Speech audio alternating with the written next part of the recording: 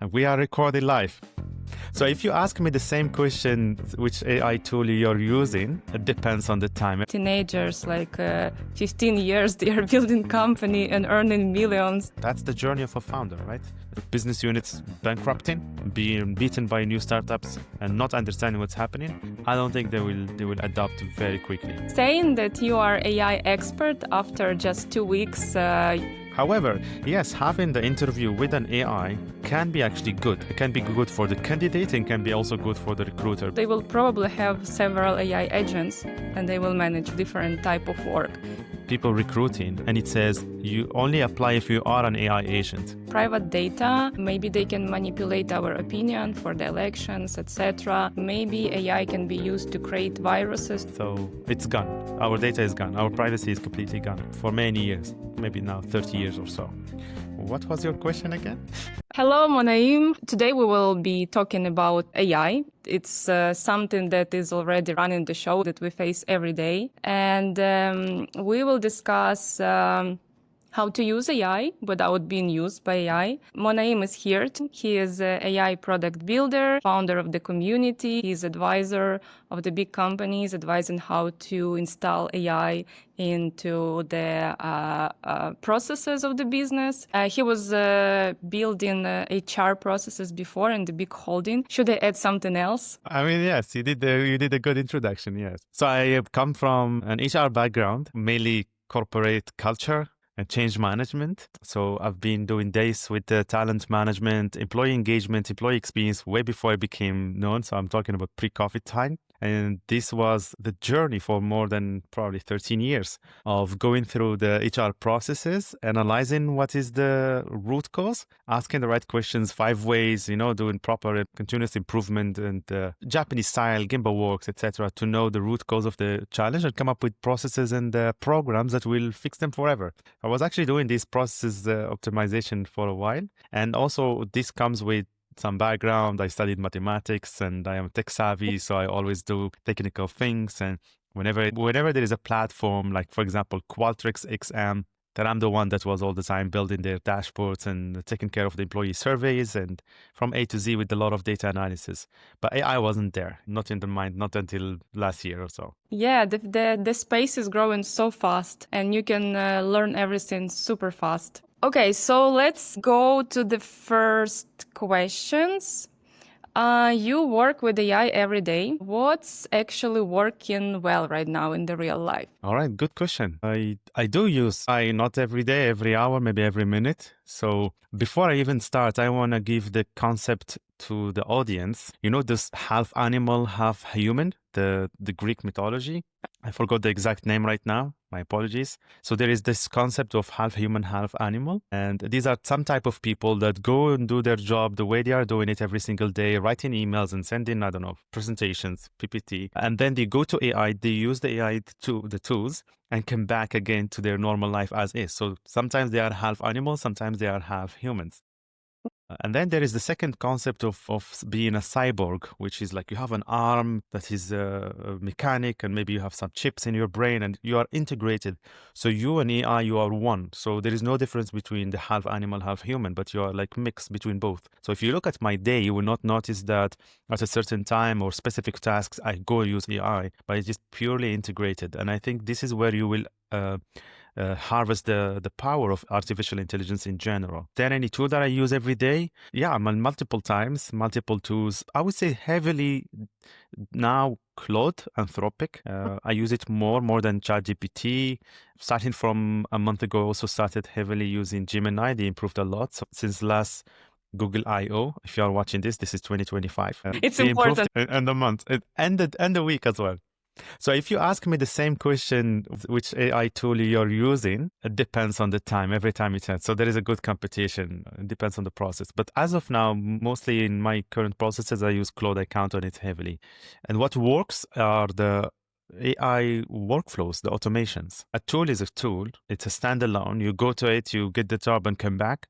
But if you manage to integrate multiple tools together, then the workflow will continue, and then it will save you a lot of hours. So that's Yeah, what I will say. exactly. We can save a lot of hours with this. And what do you think are the three problems that AI already solved better than humans? We need to let the audience know that AI is not new.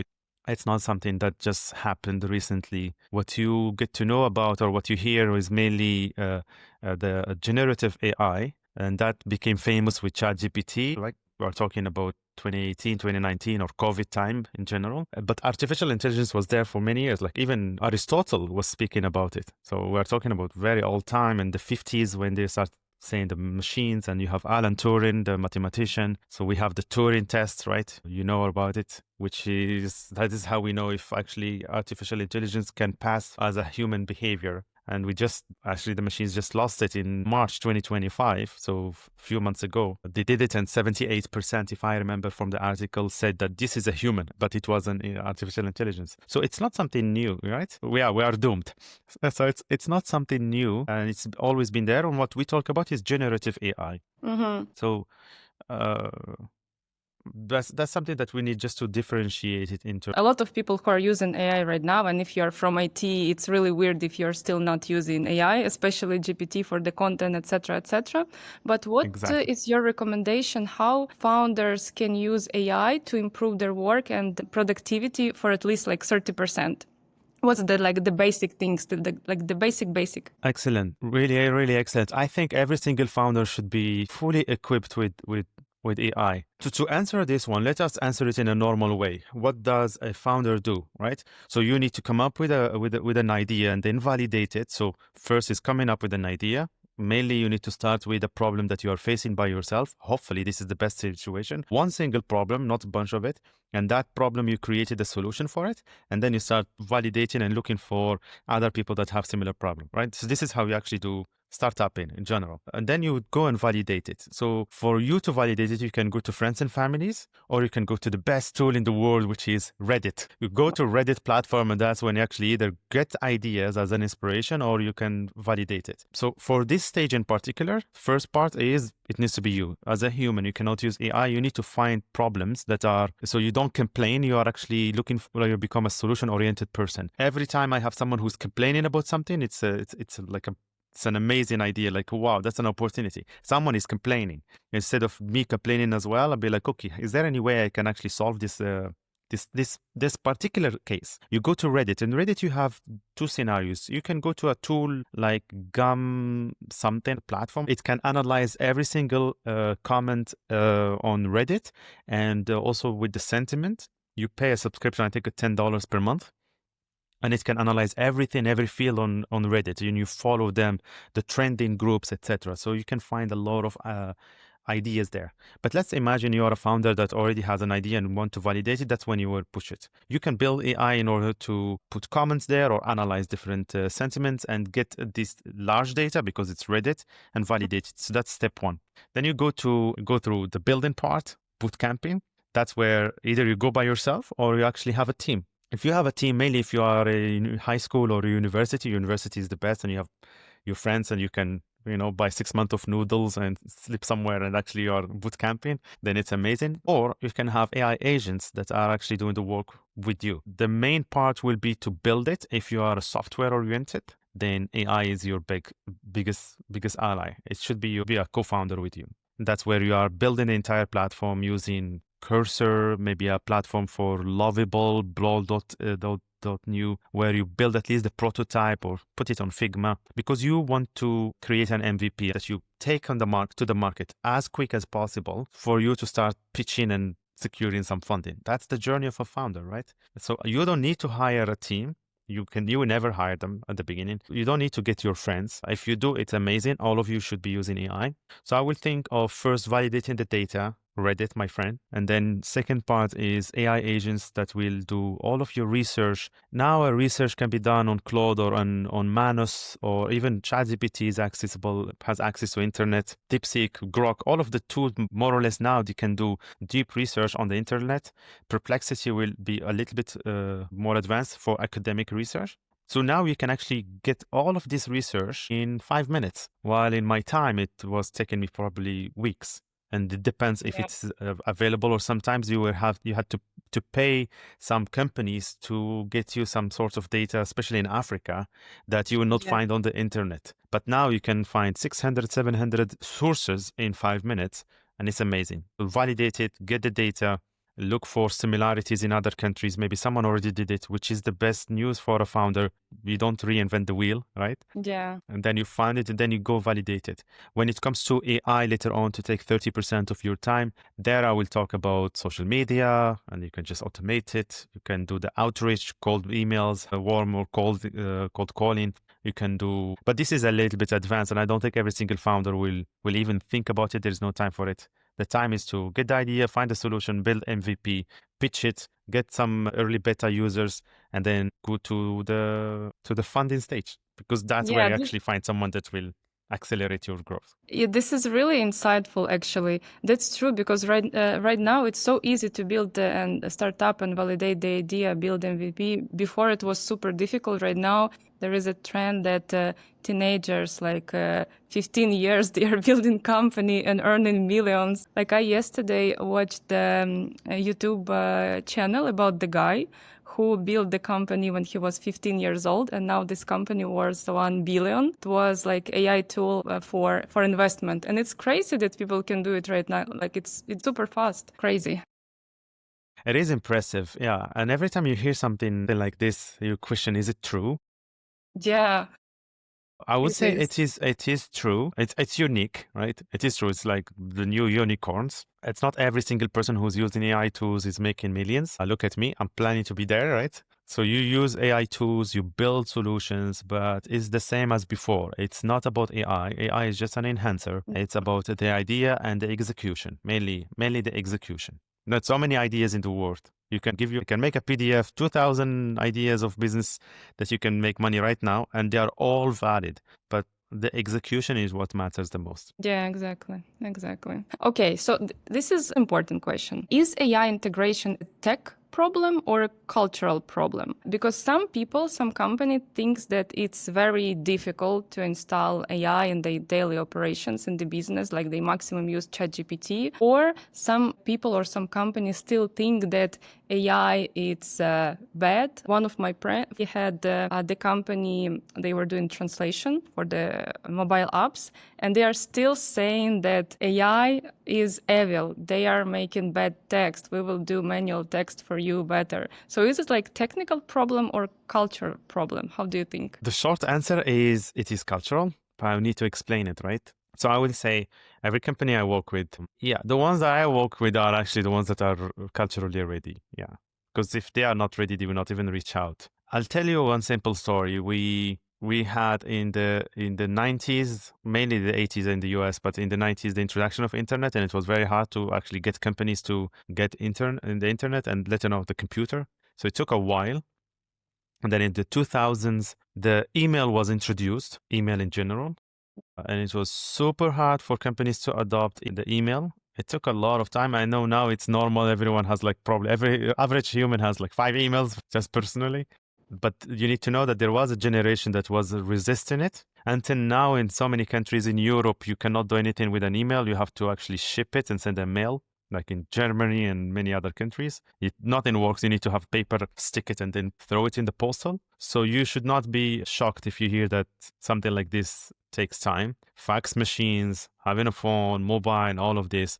Companies actually take time for that. The bigger they are, the slower they become. And that's where you have a chance as a potential founder or startupper, where you can actually penetrate the market. You will think, oh no, this is already a market that is taken by Samsung and Google. Yeah, they cannot move quickly. You can. You are very fast. You are very agile, and you have a chance where actually you can get a piece of it. Think of any market. If you just get 1/10 of 1%, you will make millions. So the adoption of any innovation, regardless of what it is, takes time. It goes through different stages, about 2.5 or 3.5 are laggers. The first ones are early adopters. Quickly, those are the ones that want to get any new change. They invested in crypto, they bought NFTs, and whenever there is something new, they are there. They are investing in quantum computers right now, and these are early adopters. Any new technology that appears in the market, you will find that they are testing it. These are the ones that bought the first Tesla for 3 years before it was even like the first Tesla car. They bought it and they waited for 3 years. So those are early adopters. Then you go to an early majority, about 12.5%. And then you go to a late majority, and you have a portion which is at the end that is called the laggers. If anyone wants to know about it, it is called the diffusion of innovation. It's a theory, it's a concept. And you use it a lot in change management as well. So any new technology will go through this stage. Same with ChatGPT, that we think it's part of our daily life. Maybe I think now we are in the late majority, which means that we have 60% of the population that got exposed to ChatGPT are using it. And the other 40% are not even using it. And you will find people that don't even have an account, not let alone they are paying for premium version, and many others that never heard of ChatGPT as of now. And it's a shock for many others, but yeah, this is the truth. So it takes time. And then in a company, if they want to adopt AI, then you go through the same stage. Unless their CEO, I will say it again, unless their CEO, because most of culture change it needs to be a CEO-driven initiative. Unless their CEO and the management are early adopters, and we're talking about startups or flat organizations, so we don't have a lot of layers of management reporting lines. So flat organizations, startups, and tech industry, fintech industry, these are the ones that will quickly adopt it. If you have a real estate agency or a big developer or maybe big chain of hotels and anything that is big, it takes a lot of time, and they are making money anyway, the traditional way, because their clients are also not using all of these tools. It will take, I will say that some of them, unless they see business units bankrupting, being beaten by new startups and not understanding what's happening, I don't think they will adopt very quickly. We face the same. So when I talk about adopting AI, is the same as talking to a big company about shifting or at least adding their marketing for TikTok. Good luck. If you are talking to someone from the old era, it's very hard. I was talking with a friend of mine, I think yesterday, about the changes in the expertise in HR and also versus marketing.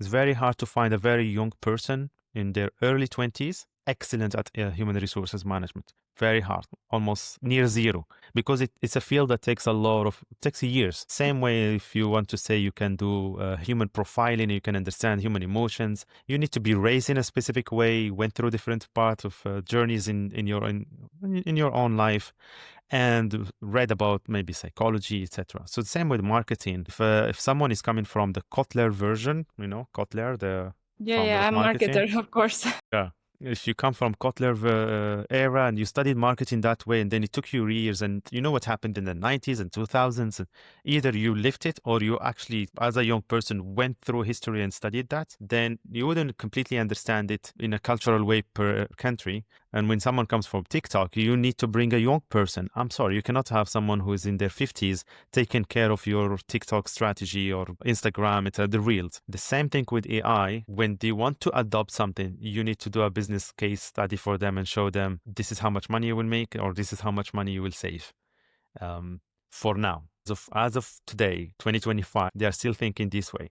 The reality is it's a survival stage. If you don't do it, you will die. This is what we will have a lot of Kodak moments. So the company Kodak, they refuse to change to go from analog to digital. And they said, we are good because they had on the entire market. And then they completely lost the market. Same with Nokia. If many people remember Nokia, but we call it the Kodak moment. So many will face the Kodak moment in the near future. And I'm talking about at least if it goes longer, it will be 3 to 5 years. Some we might survive another 10 years. Depends on their industry, maybe FMCG and food and these things that we need them, like the first area of the Maslow pyramid, the needs. But all the other ones that we can afford to give up on, we will. And now we can ask anyone, do you actually go to Google and search and go through every single link, open every single link on a tab and read it yourself? No. So the search engine SEO is one of the things. So the answer is it's cultural, maybe 95% cultural challenge. The other 5 to 10% is technological. It's easy. If the leader said, yes, we go for it, the technical execution of artificial intelligence in any company at any stage is very fast. So, and the next question here, so how do you think which jobs will be replaced in the next 3-5 years, and which jobs are like the safest? So anything that is repetitive. So here's the challenge. Every single industrial revolution, economic revolution came to change something. The last one, industrial, it came to change the human physical power. That's why we have machines. And this one is replacing the intelligence, right? So there are no more stupid people until I catch you in a physical in-person discussion, and then you show the reality, right? Like now in a company, everyone is sending a beautiful email. Like I used to do training for how to write an email. So when people go and attend, it's like 4 hours training on how to write an email. It was very challenging to get people to learn communication, how you actually transfer a message. Now, anyone sending you an email is beautiful, just like clear. So you don't need any content writer. You will not need a designer, video editor.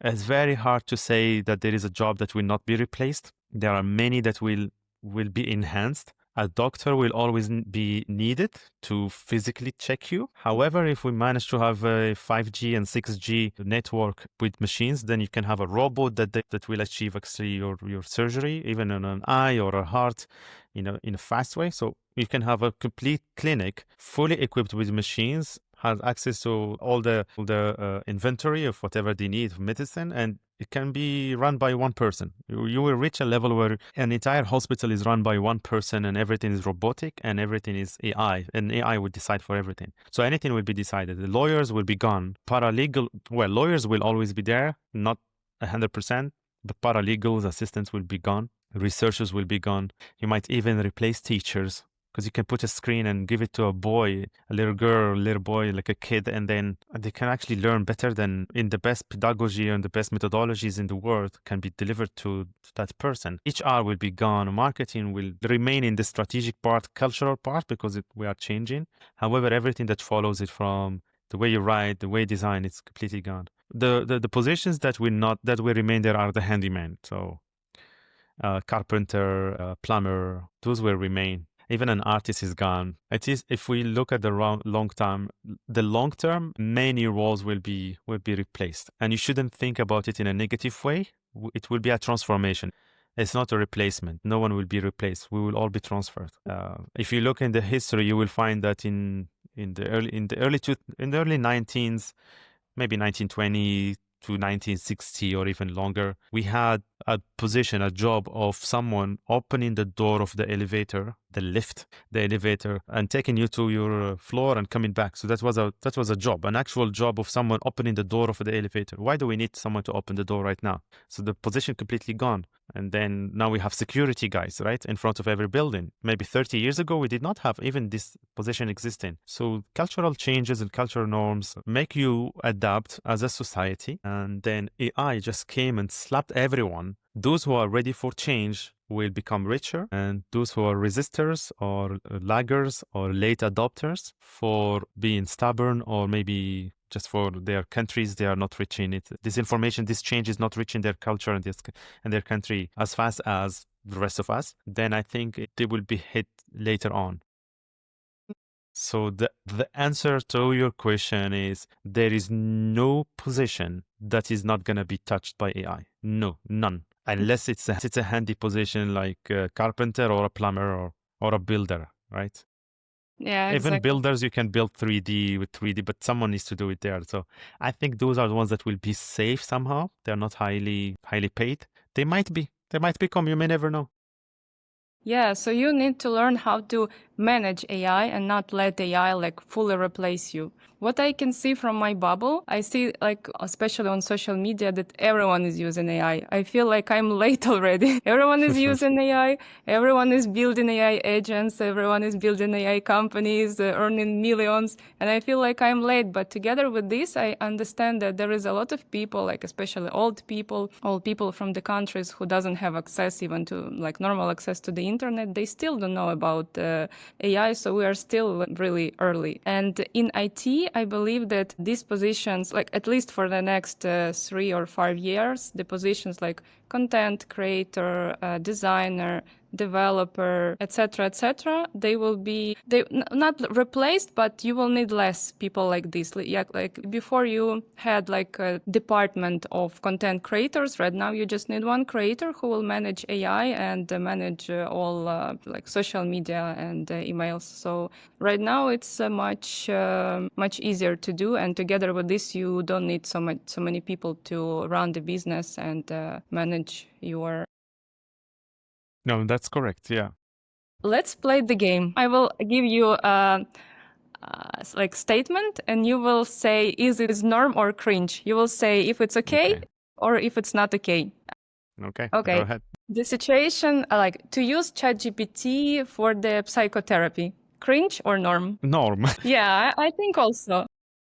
I think a norm. I think it is so powerful now that you can use it for therapy. Yes. Yeah, exactly. You have some challenging situations. You need to manage your emotions. You don't have like friends. You don't have your psychotherapist around. You can ask ChatGPT. He will give you advice, and it makes your life easier.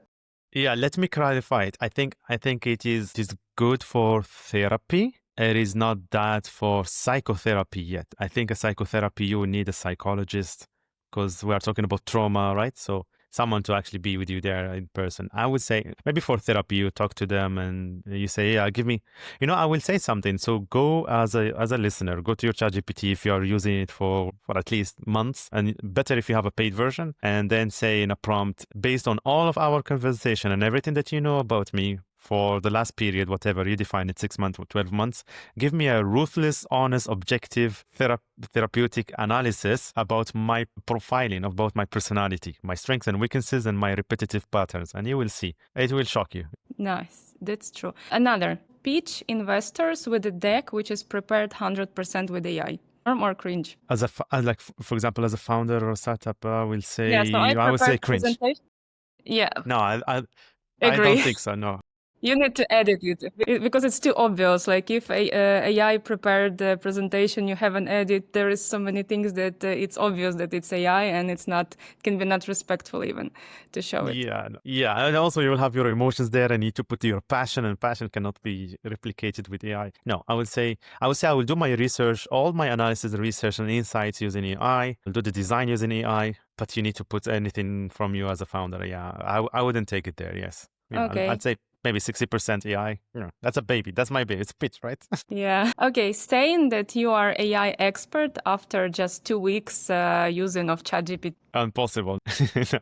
Exactly. No. You need more time, definitely. Oh, you need more time. You need more time. Look, there is a very nice coach called Michael Metcalf, I believe. He's a coach of the pit stop. So the pit stop, this when you have not Ferrari, when you have like any Formula One, and the car comes very fast, stops in few seconds, changes, and then go. Right? He is the coach of the crew team, the pit stop team. So he one time in one training said that he worked with the Marines, and the Marines said that they have one skill that they excel very well, which is becoming an expert in becoming an expert. That's their skill. And then wherever you put them, they become experts in that field, and they were shocked. And they're like, we have that skill, which is similarly, if you want to say, to learn how to learn, and it will accelerate your path. But 2 weeks, you cannot say an expert.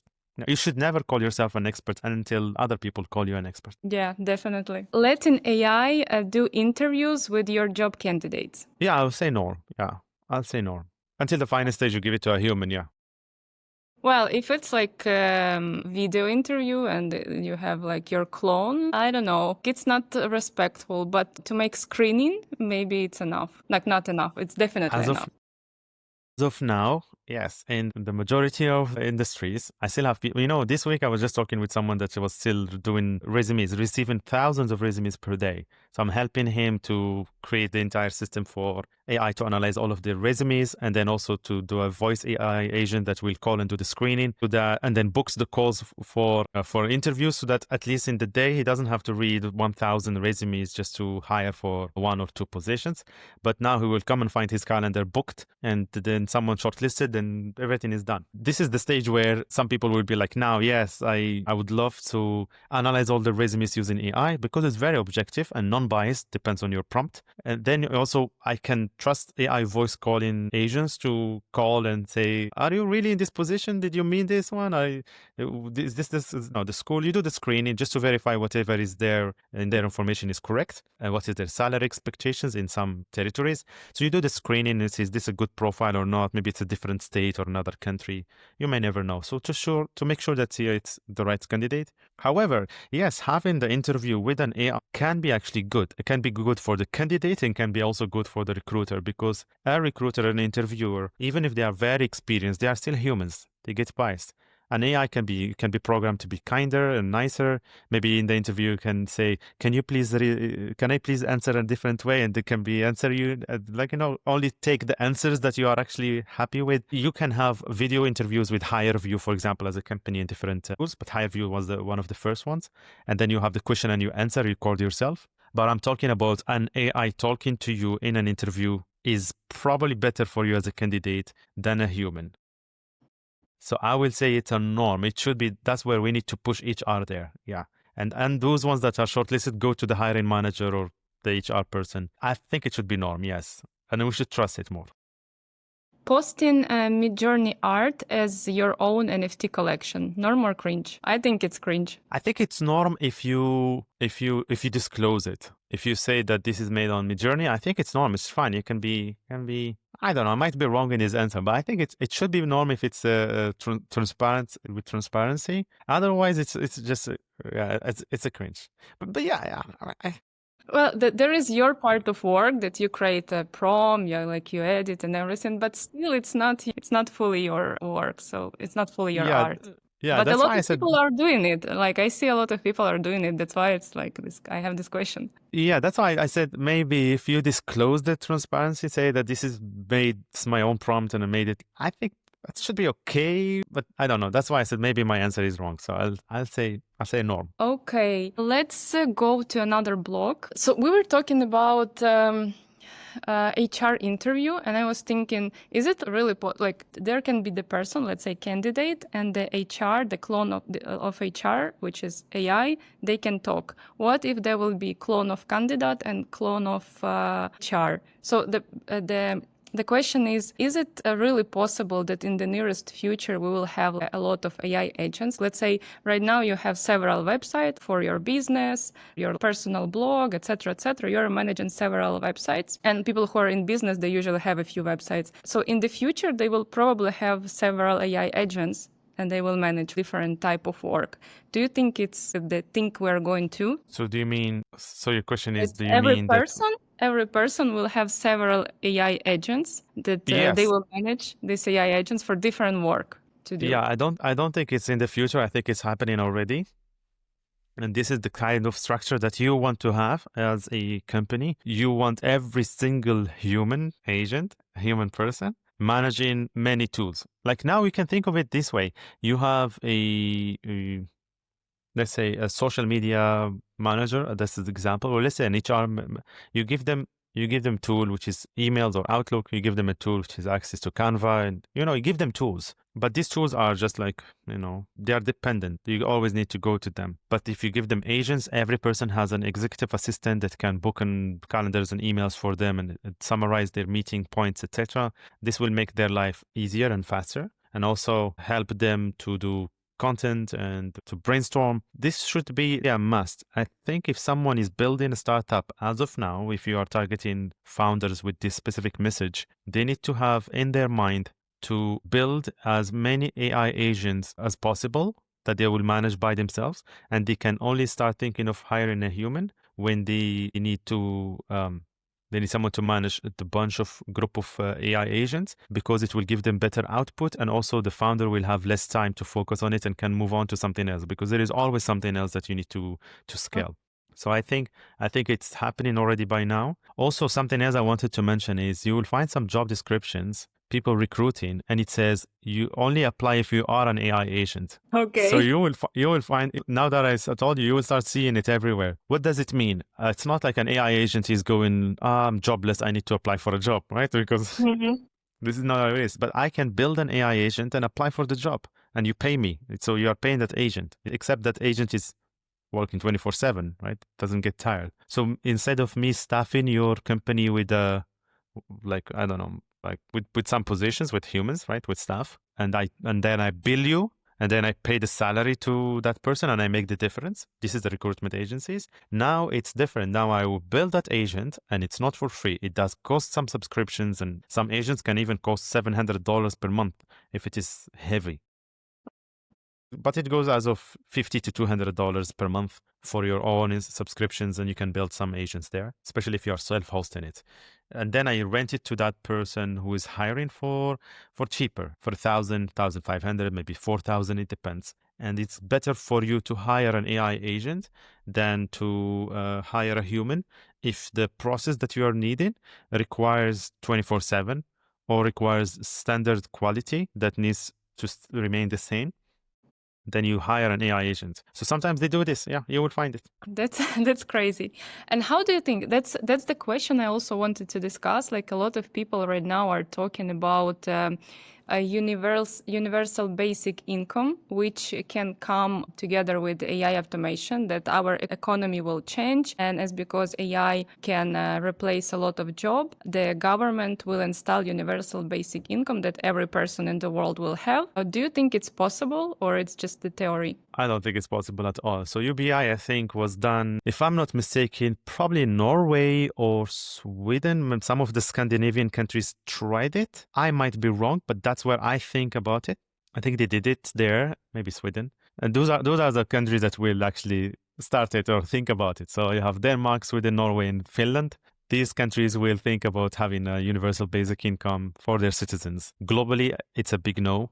There are a lot of policies that need to be aligned, a lot of concepts. There are different ideologies. I don't think it will ever happen. There is no benefit in letting people get an income. AI will actually bring us more money and more goods and services. Money is just fiat. They just keep printing it. So money is just degrading in value because we print a lot of it. It's not gold. That's not, I mean, it's so easy to become a millionaire in the next 20 years, right?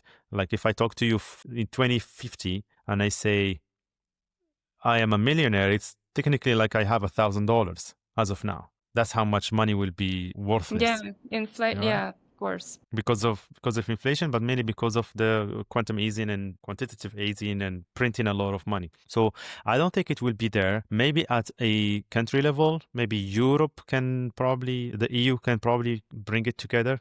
They shouldn't. It's not in their benefit. But no, the answer is no. The way you need to think about it is, in a society, if everything is distributed equally, then when productivity increases, then wealth is also increased like tenfold. Everyone become wealthier and the entire nation become wealthier. And we only had this in very few instances in our life. We had it in Babylon, or the city of Babylon. I'm talking about history right now. So Babylon was one of the first cities that became super rich. And then you have the Islamic time, where the Arab Empire, so they were super rich. Everyone is rich all the way until at the beginning, not at the end. You have Andalusia area was also super rich. You have the Roman Republic, not the Roman Empire, Roman Republic. The early time, the Bolshevik revolution was promising it. So Russian revolution for the beginning of 1917, the beginning of Soviet Union, was a little bit promising, but then destroyed everything. There was a promise that everyone will be equal, but not everyone became wealthy. And because it's not the case right now, even capitalism at the beginning in the 1920s, the Americans were super rich, almost like everyone was somehow wealthy, because America was the manufacturer of the world. New York was the equivalent of Shenzhen right now, right? Now it's the Chinese, before it was New York. So because of this, because this does not exist anymore, then there is a difference, a discrepancy between the rich and the poor. And now we are passing through another gold rush. For people who hear the term gold rush, they were believing that if you just go to the river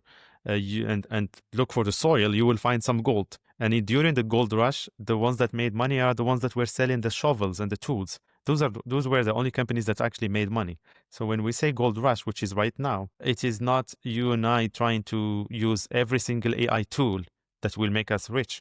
It's actually building those solutions. So in the future, only those big companies that are making AI and computational power and energy, and then also these AI agents and tools, and the companies that are using them will get richer and richer, and regular humans will get even poorer because you don't have access to all the powerful tools. And secondly, you got replaced. Whatever you think you can do can be done by AI. Whatever your physical job you think you can do will be done by robots.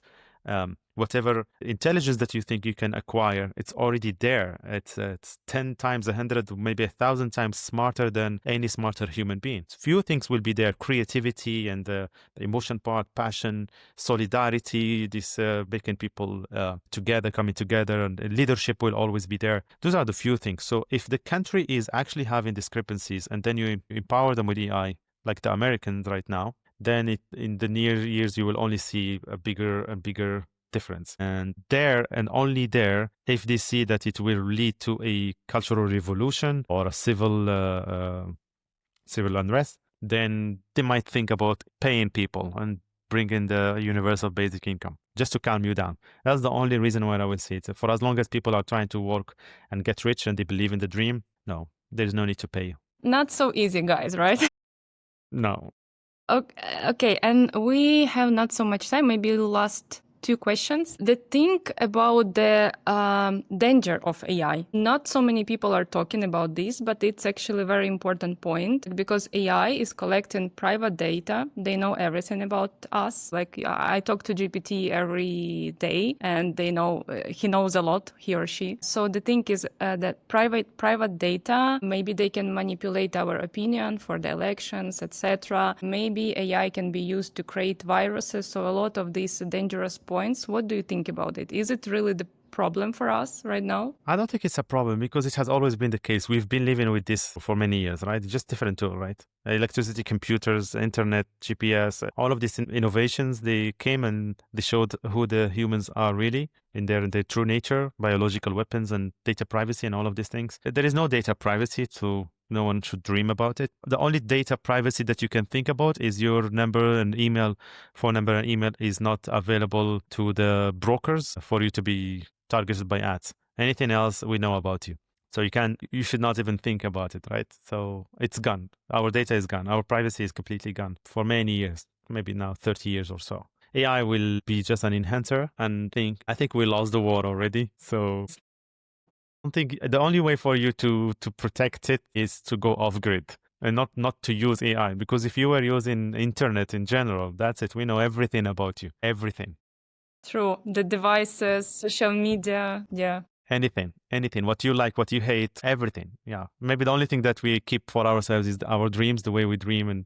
And even there was a movie about how can we, there were actually not a movie, but there was a company that did not bankrupt. They actually wanted to translate your dreams. So they give you some devices and they really want to decode the dream, to know what you are actually dreaming about. That's how they can actually target you as a person. There was another movie where they can put ads in your dreams. So while you are sleeping and dreaming and passing through a bridge or, a building, they want you to see Coca-Cola and Pepsi or whatever. So they were even thinking about how can we penetrate. So dreams are the only thing that is yours 100% as long as you don't share them. Anything else in life has been penetrated a long time ago. Wow, thanks you so much. I am really happy that we met and recorded this. Maybe at the end, could you recommend some accounts to follow to know more about AI? Of course, your account, we will mention it for sure, and some cool people that they are building on AI or explaining about AI, maybe academical part or reviewing AI tools. If someone is beginner and they just want to know about AI and AI tools, the one that comes to my mind is Jeff Su.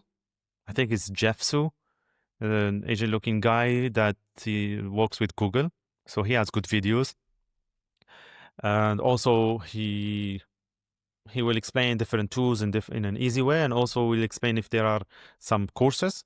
He will take the course and then tell you what is in that course. I'm not a fan of taking courses. It depends. My way of learning is different. I'm a fast learner. I read by myself and learn quickly. If you go to Google course or LinkedIn course, unless you want to just share it on the internet and you're looking for a job to be hired in the AI field, I don't think you need them. I think you have the 70, 20, 10% methodology of learning. 70% is the more important, which is in hand, like a hands-on experience. You need to go and experiment with it. So Jeff is someone I will recommend. If you are more advanced, well, there are many. I would say AI Workshop is a channel that comes to my mind. If someone is building automations, especially if you are using N8N as a platform. So N8N is one of the no-code platforms. But Jeff is the one that I will recommend. I know that you have a list of AI tools. Can you share this list of AI tools? Well, anyone who comments on this podcast and says AI list, okay, in which platform, whatever platform that you are listening to this podcast or you are watching it, if you comment AI list, then we will send it to you. And that's it. I think that's the best way. Instead, so come through you and then you send them to me. Okay, super cool. Thank you so much. So subscribe, like, and leave the comment with the AI list. And also I will leave in the description all mentions about Mounaim, his social media, his website, his courses. The community. Thank you so much, Mounaim, for joining. It was really insightful. I'm super happy. I received a lot of information, really valuable information, not just part of, but you have a visionary picture about AI, and I think it will be very interesting for people to listen. Thank you so much, and see you soon.